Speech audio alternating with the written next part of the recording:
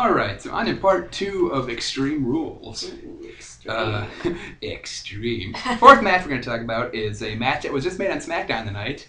And it was a good match that we've seen coming for the past couple weeks. And definitely. I'm legitimately excited for this match. I wouldn't say excited for me, but I'm interested in seeing if they can pull it off. I think they can. They've got good momentum. Lay Cool has officially split, so what we're getting on Extreme Rules is Layla versus Michelle McCool. No countouts, no disqualification. Loser leaves the WWE. Which about that? What about that? I read SmackDown spoilers. I'll admit. Terrible. Oh, I still watch the show. I know. I still enjoy watching SmackDown, but I do read the spoilers for it. And when I read the spoilers, the match was people who were in the audience read it as a loser leaves SmackDown match. Oh, no. And then when we get on to the TV airing of it, it is a loser leaves WWE match, and it's clearly you can tell they went in and re-recorded this in studio because WWE. when she says WWE, it is clearly her talking into a microphone on the studio because it sounds completely different from the rest of her promo. And they don't show her face. And they don't show her face when she says this either. It was nicely done, WWE. It was hilarious.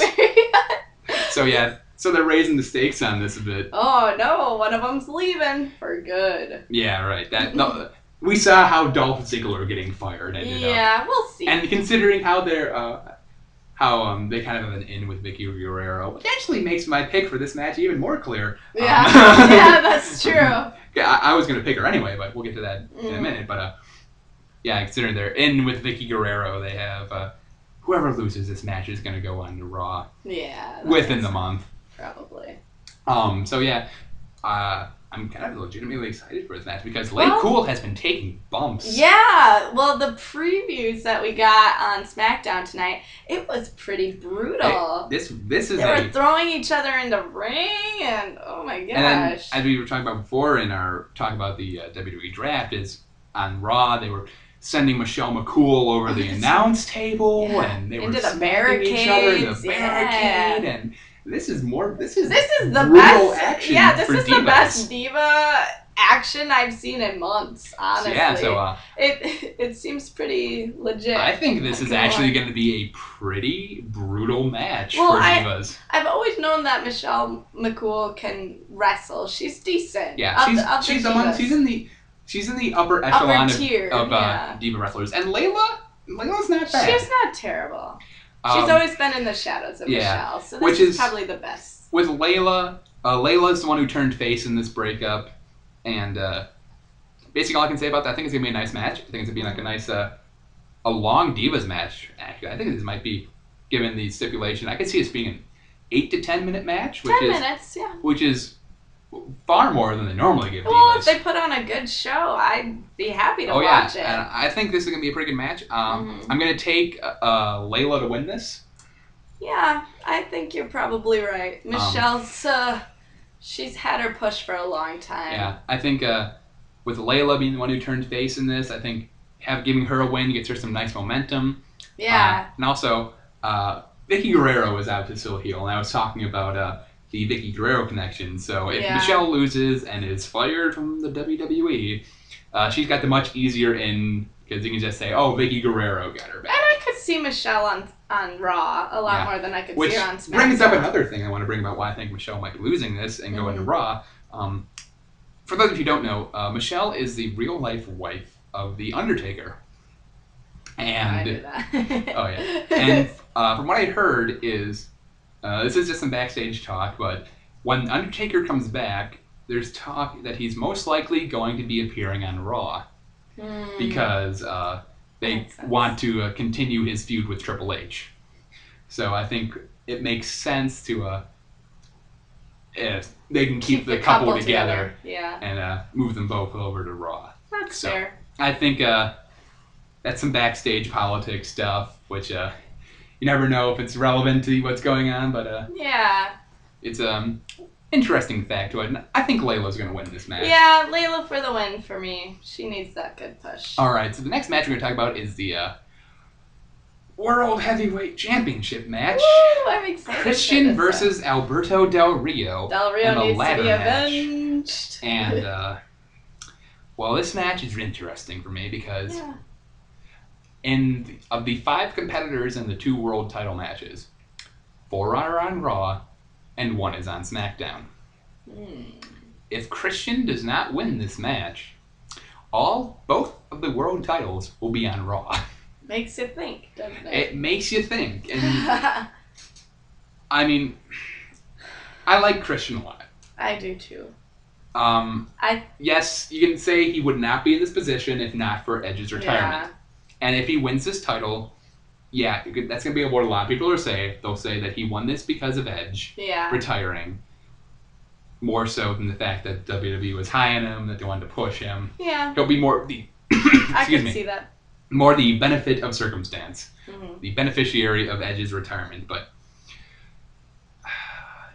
my big thing about this match is I know it's Alberto Del Rio's destiny to become world champion. It's true. But I look at SmackDown and I ask, can SmackDown continue to thrive for any extended period of time if there is no world title on it? Yeah, that's the big question. And I know they've done it before where they've had both titles on Raw for a couple weeks. Yeah, for how long? In 2005, when they did the draft over the entire month, you had Cena move to Raw with the WWE Championship. And then he was there for 3 weeks later. You saw Batista move to SmackDown. Oh, okay. Gotcha. So there is precedence for having both titles on Raw.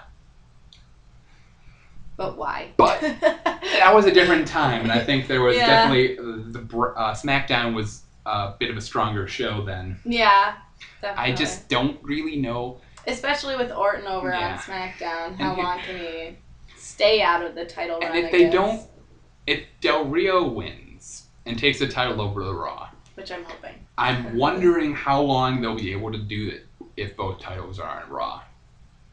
Are they going to have to come up with an immediate solution? Is The Miz going to go over to SmackDown?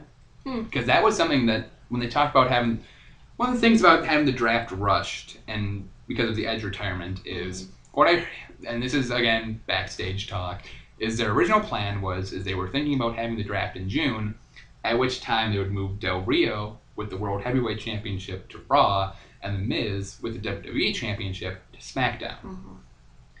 So I don't know if you have Del Rio win the title and take it over to Raw, if they're going to move the Miz over to SmackDown, if they're going to find a way to do that. That'd be an interesting turn. But I'm not going to speculate on that right now. No, that's a long way. I'm just going to look at it for face value, assuming no one else is moving. And I'm going to have to take Christian in this. Here's my thing. I want Del Rio to win so I would like badly. to see Del Rio win too. I think it's his time, and I feel like if Christian were to win it now, I don't think it's because of the whole Edge thing. I just think it might be too soon in the feud. I want that feud to last longer if he were to win the title. Yeah, but with Del Rio moving to Raw, and I believe they have a clear Del Rio Cena. That's what they're eyeing. That's what they want. They want Del Rio versus Cena, and that's probably going to be the main event of SummerSlam, I'm thinking. I think they're rushing it, but, so. I guess. I don't know. Personally, I would love to see more of Del Rio and Christian. Obviously, it's not going to happen. Yeah. So it would make the most sense to give Christian the title. But I'm still going with Del Rio on this. You're going with Del Rio. I'm going with Del Rio. And then they'll figure something out later. They'll figure it out. That's what I'm Money going. in the Bank, maybe? Maybe. Do you think they can pull it out, having both titles on Raw until Money in the Bank?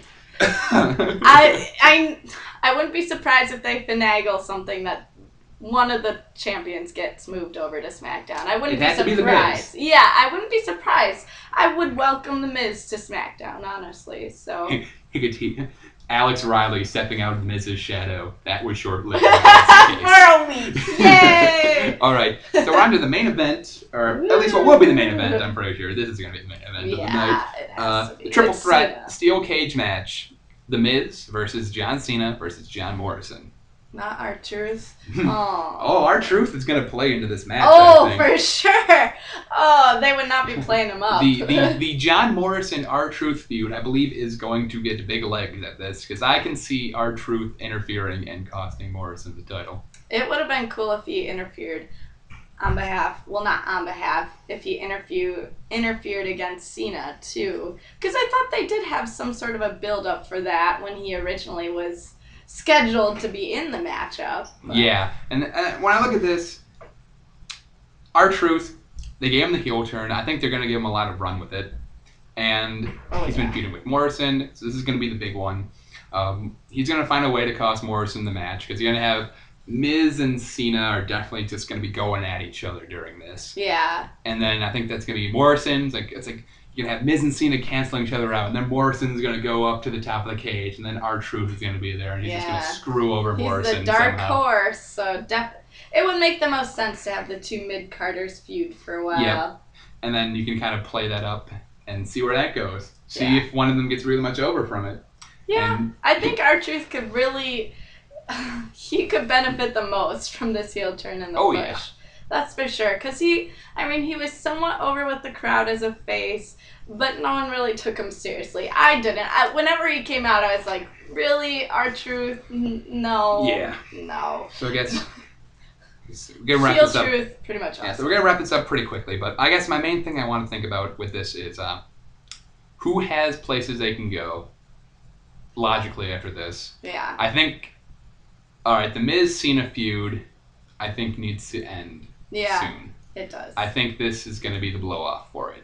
Hopefully. I mean, the next pay-per-view is only like, what? It comes up pretty quickly. Mm-hmm. I think it's only like 3 weeks after Extreme Rules. Okay. So they could possibly stretch it out for one more pay-per-view. But that's got to be it. I think I'm cutting you off. I'm just going to operate like this is going to be the blow-off. Yeah. Let's hope so. Because really. I think Miz Del Rio is where the money's at in their eyes. And that's going to be Cena and Del Rio. Yeah. Cena Del Rio, yeah. Yeah. And I think that's going to be a definite 3-month build. But that's going to be the main event of SummerSlam. If Miz moved over to SmackDown, because who would Miz feud with after that? Only person I can really think of is I talked about it in the draft show, and that was Big Show. Yeah. And I don't know how long legs that has. Mm. So, in a way, the fact that Miz has no one else to feud with on Raw, really, except for Big Show once he's done with Cena, means that you could look at it as Miz is going to win. But I'm not going to jump and I'm not going to assume any more movement, so I'm just going to look at it as face value for what it is right now. Mm-hmm. And I'm taking John Cena to win this. I think that he'll get the blow-off win here, and then they'll give him a short feud, or maybe the Miz-Cena rematch can be stretch that out for one more that way, but I think you're going to get pretty much the main blow-off to this feud, and I think you're going to see John Cena walk out with the title. Gosh, I hope not. Well, considering I'm picking Del Rio as a winner, it would make the most sense to have Miz keep his title, because we wouldn't want the two champions feuding against each other unless they wanted to unify the title, which I don't think they'll be doing anytime soon. So I'll have to go with Miz, I guess. I want the Miz to win, so hey. You're well in the aspect of they'll work it out later. They'll work it out. You never know. The WWE is pretty sketch in regards to stories, so... Maybe they have long-term planning. Yeah, I don't maybe. know. They want to make the Cena fans agonize over themselves a little bit longer. Perhaps. Maybe.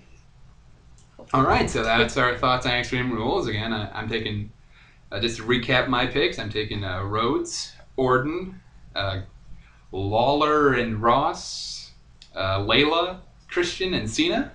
Yep, Rhodes, Orton, Lawler, Layla, Del Rio, I think, and Miz. All right, so we'll see how it all plays out on Sunday. And We'll see when I get around to watching this pay-per-view, because it's not going to be live, I can tell you that much.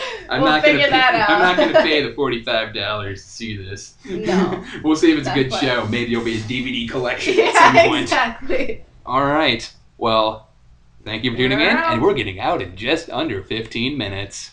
Yes.